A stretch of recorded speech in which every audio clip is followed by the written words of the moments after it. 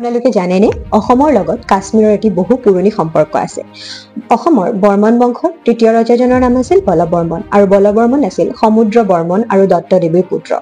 বলবৰ্মনৰ পুত্ৰীৰ নাম আছিল অমৃতপ্ৰভা আৰু অমৃতপ্ৰভাকে বিয়া দিয়া হৈছিল কাশ্মীৰৰ ৰজা মেঘবাহনলৈ আৰু সেই সূত্ৰেই অসম আৰু কাশ্মীৰৰ মাজত এটা সম্পৰ্ক গঢ় লৈ উঠে।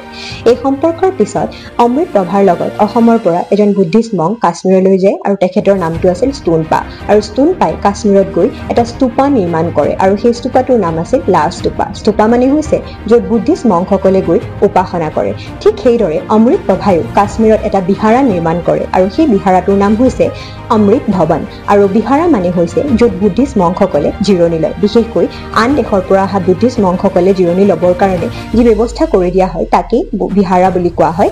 আৰু এইখিনি আছিলে বিশেষকৈ বলবৰ্মন আৰু তেখেতৰ পুত্ৰী অমৃতপ্ৰভাৰ বিষয়ে। আৰু ইয়াৰ পিছৰ ভিডিঅ'টোত আমি বৰ্মন বংশৰ চতুৰ্থ ৰজা কল্যাণ